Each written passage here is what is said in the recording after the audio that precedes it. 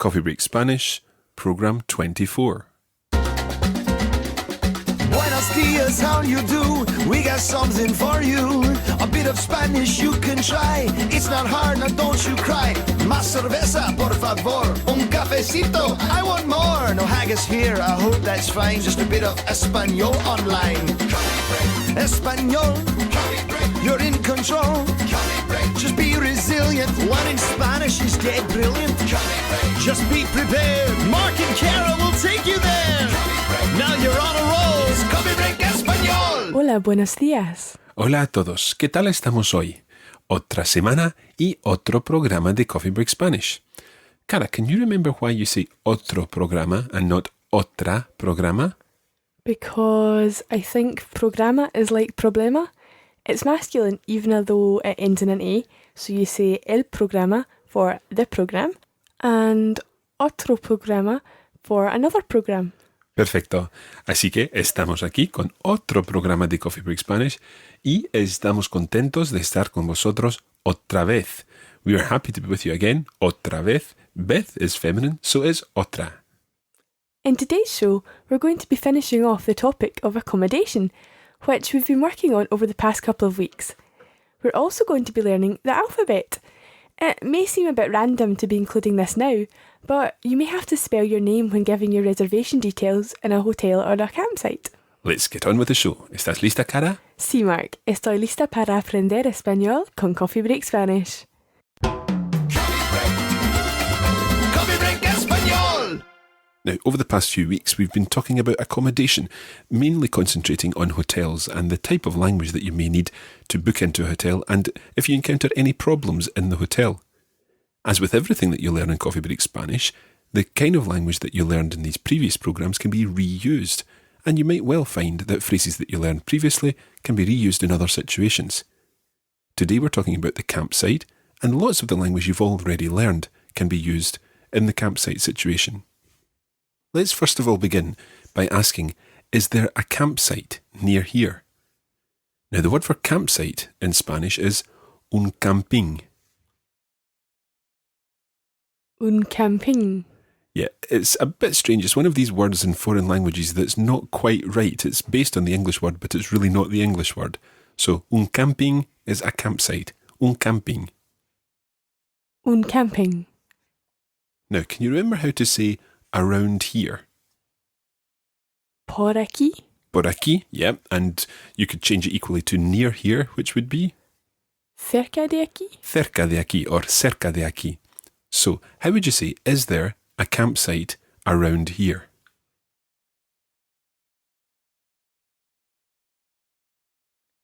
Hay un camping por aquí. Hay un camping por aquí. Hay un camping por aquí. Hay un camping por aquí or hay un camping cerca de aquí. Hay un camping cerca de aquí. Perfecto. Now we're going to learn a few words that are associated with the campsite. To begin with, the verb to camp or to go camping. It's acampar. Acampar. Acampar. Acampar. Okay. And the word for a tent varies slightly between Spain and some countries in Latin America. It could either be una tienda. Una tienda.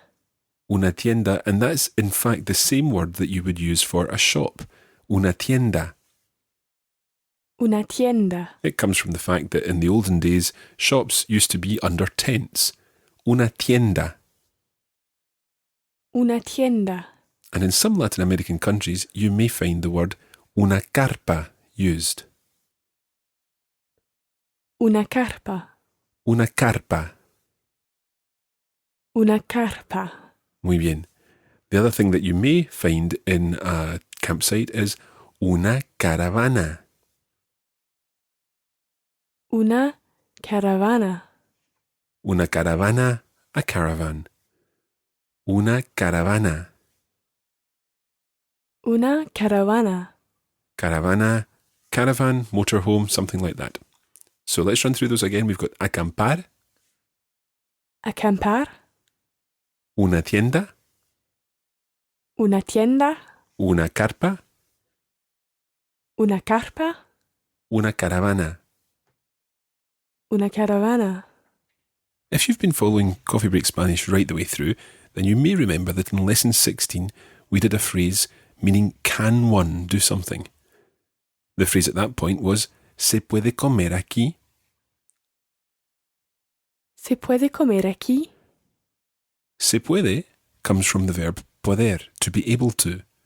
And we've already come across other phrases like puedo, can I, and so on. Se puede is almost an impersonal version of this question. Se puede, and it's followed by an infinitive. It's very, very useful in Spanish. So we're going to ask the question today, ¿Se puede acampar aquí? ¿Se puede acampar aquí? Meaning, of course, Can we camp here? yeah, can we camp here? Literally, can one camp here? Is it possible to camp here? ¿Se puede acampar aquí? ¿Se puede acampar aquí? So you can actually use that phrase for both tents and caravans or motorhomes because it will be fairly obvious to the person you're talking to whether you want to pitch your tent or park your caravan in their garden or their field or whatever. ¿Se puede acampar aquí? ¿Se puede acampar aquí? We're going to reuse this phrase, se puede, in a number of situations in this lesson. So let's imagine that you're in the campsite and you want to ask the question, can you drink the water? Can you remember what water is? El agua. El agua, just as in un agua mineral. So, if you want to say, can one drink the water? You would say, ¿Se puede beber el agua? ¿Se puede beber el agua? ¿Se puede beber el agua? ¿Se puede beber el agua? Let's imagine that you wanted to hire a towel. The word to hire is alquilar. Alquilar. Now, last week, when we were doing accommodation in hotels, we learned the word for a towel. What's a towel? Toalla. Toalla, una toalla. So, can one hire a towel? ¿Se puede alquilar una toalla? ¿Se puede alquilar una toalla? Muy bien. ¿Se puede alquilar una toalla? ¿Se puede alquilar una toalla? Perfecto. We'll come back to se puede a bit later. In the meantime, let's ask about where some things are in the campsite. How do you say where is? ¿Dónde está? ¿Dónde está? So let's imagine that we're asking where is the swimming pool? ¿Dónde está la piscina? Exacto. ¿Dónde está la piscina? Or in Latin America, ¿dónde está la piscina? What about the supermarket? We may not have done this word, but we have done the market already. Mercado? El mercado. So the supermarket would be Supermercado? el supermercado. Exacto. Entonces, ¿dónde está el supermercado? ¿Dónde está el supermercado? ¿Dónde está el supermercado? ¿Dónde está el supermercado? Muy bien.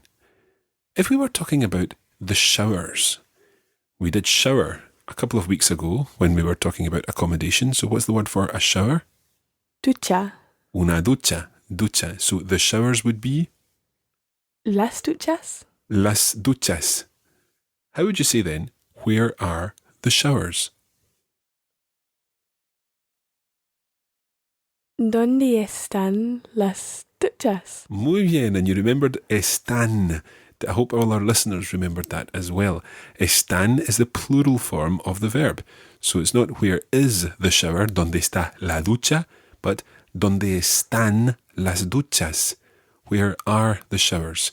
¿Dónde están las duchas? ¿Dónde están las duchas? And in a campsite, you also probably would have a toilet block. That would be the toilets, los servicios. Los servicios. In Latin America, los servicios. Los servicios. ¿Dónde están los servicios?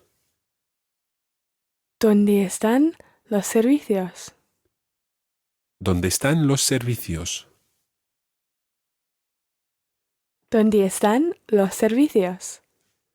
And one other thing that you may want to know in the campsite is the waste disposal area, the bins. ¿Dónde están los cubos de la basura? ¿Dónde están los cubos de la basura? Cubos. Cubos. Los cubos de la basura. Los cubos de la basura. Perfecto. ¿Dónde están los cubos de la basura? ¿Dónde están los cubos de la basura? Muy bien.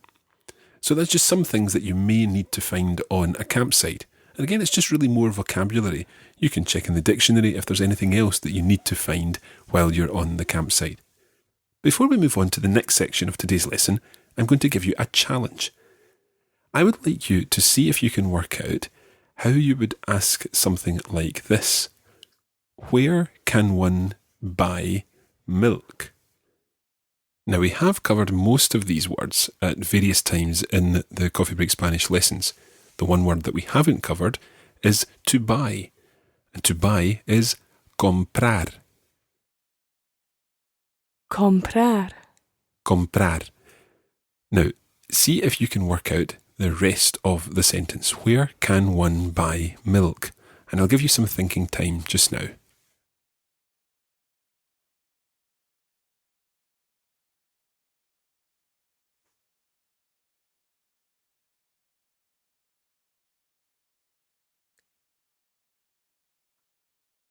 Okay, let's see what we can work out. First of all, let's start at the end. Milk. Think back to when we were ordering drinks and we ordered a milky coffee. How did we ask for that? Un café con leche. Un café con leche. So the word for milk is? Leche. Leche. Okay, now, where? How do you say where? ¿Dónde? Donde. So, donde can one buy? We've already had buy in this lesson. It's comprar. So how would you say, where can one buy? ¿Dónde se puede comprar? ¿Dónde se puede comprar? And then finally, milk. Leche. ¿Dónde se puede comprar leche?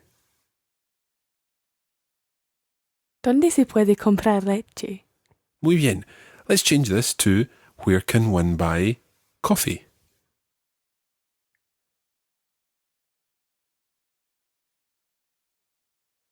¿Dónde se puede comprar café? ¿Dónde se puede comprar café? Muy bien. What about, where can one buy bread?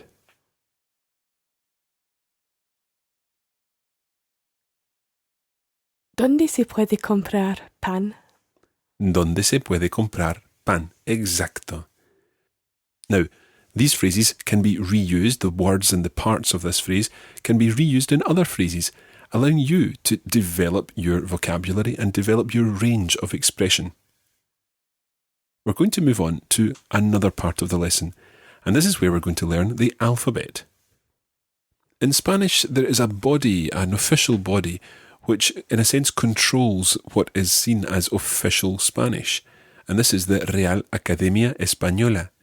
And according to the Real Academia Española, the following letters make up the Spanish alphabet. A, B, C, and then a fourth letter is CH. Then it continues D, E, F, G, H, I, J, K, L, and then you have double L, as in me llamo. M, N, and then N with a tilde above it, the little squiggle, which is used in words like otoño, autumn, and then O, P, Q, R, S, T, U, V, W, X, Y, Z, or Z. Now, some of these letters are very rare in Spanish. For example, the letter K only really exists in words that come from foreign origins. For example, kilómetro and kilo, meaning kilometre and kilo. Similarly, W is also very rare. Other people will tell you that R, that's a double R, is another letter in the Spanish alphabet. Indeed, when I was at university, I was told that R was one of the letters of the Spanish alphabet. However, according to the Real Academia, double R is not one of the letters of the official Spanish alphabet. Let's then learn each letter individually. Before we do, there's one other thing that I'd like to say, and that is that in Spain, the letter C is pronounced C, and in Latin America, it's pronounced se. So let's try these. C, C, se. C, And the same happens with the letter Z or Z. In Spain, it's theta, theta, and in Latin America, zeta. zeta. Now, we've already mentioned lots about the differences between C and Z pronunciations in Spain and Latin America, so it should come as no surprise that there are differences in the way in which the letters in the alphabet are pronounced. While we're repeating the alphabet, we will concentrate on the Spanish pronunciation. If you wish to repeat the Latin American pronunciation, that's absolutely fine. So let's begin. We'll do this in groups of 3 letters. A, B, C. A, B, C. C, D, E. C, D, E. F, G, H. F, G, H. I, J, K. I, J, K. L, L, M. L, L, M. N, Ñ, O.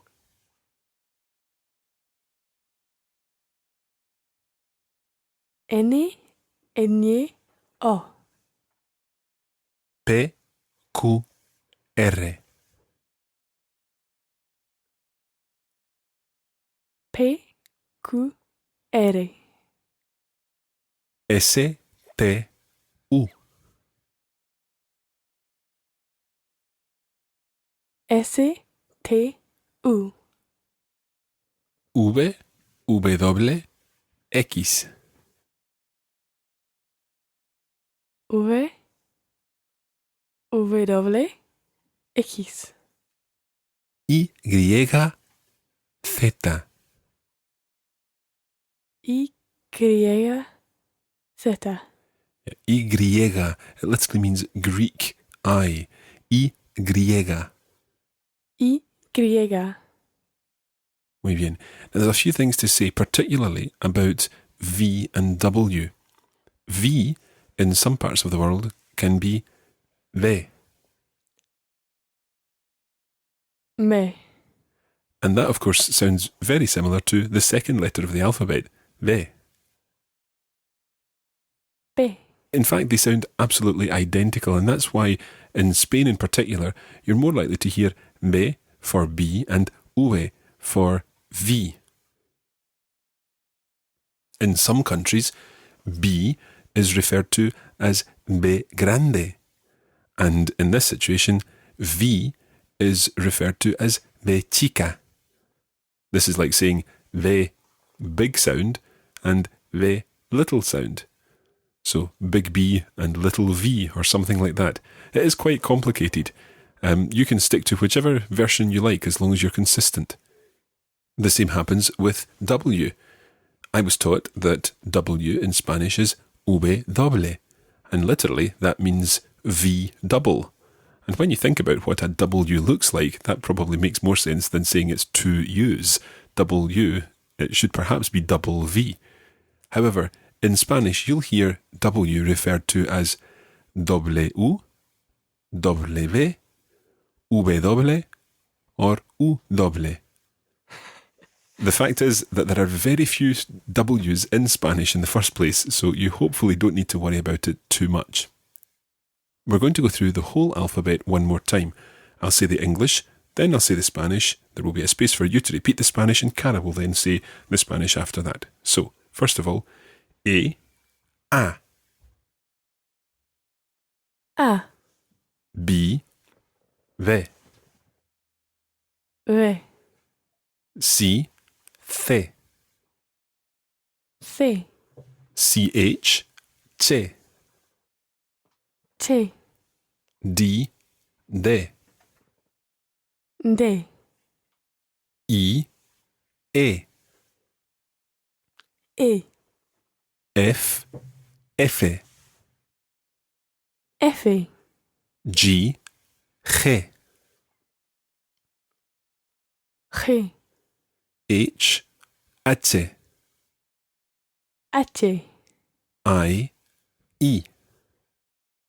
I, J, J.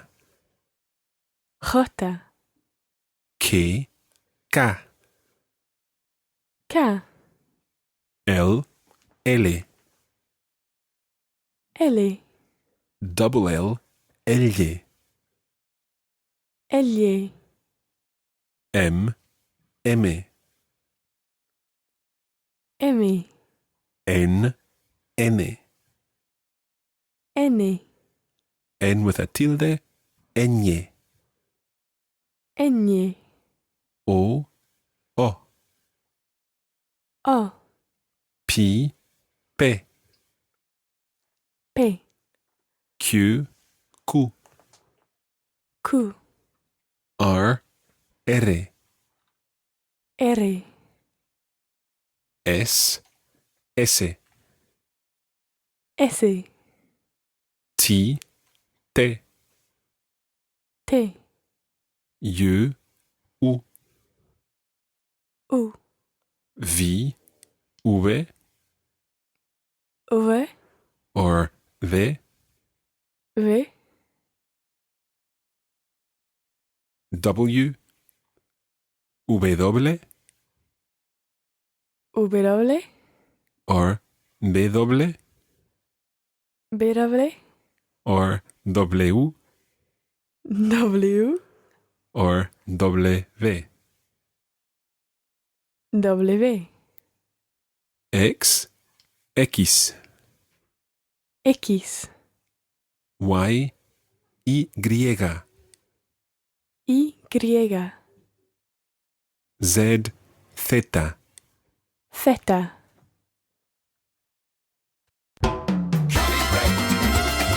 Coffee break español.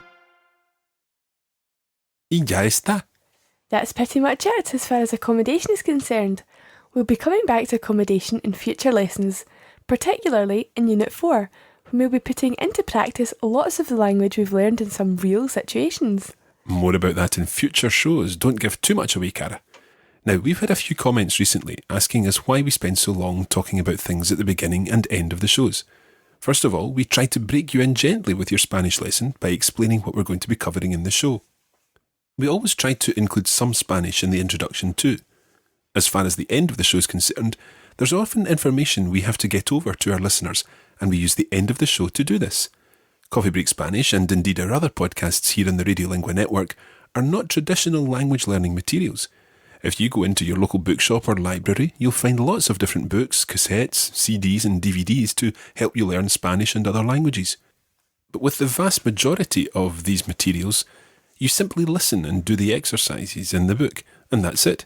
With Coffee Break Spanish, you're part of a huge community of learners all around the world. You're taking part in a Spanish class, you can get to know the other learners on the forum, and we hope that you feel comfortable learning in this environment. My job is to help you feel comfortable about trying out your Spanish. I'm a learner too. I can't speak Spanish fluently, but I really want to learn. And hopefully if I make mistakes and Mark corrects me, then you can learn from my mistakes. So hopefully that helps to explain a little more about what we are trying to achieve with Coffee Break Spanish. Okay, that's it for this week. Muchas gracias por haber descargado este podcast. Thanks for downloading and listening to our podcast. Adiós, hasta la semana que viene. Coffee Break Español! This podcast was brought to you by the Radiolingua Network. Find out more at www.radiolingua.com.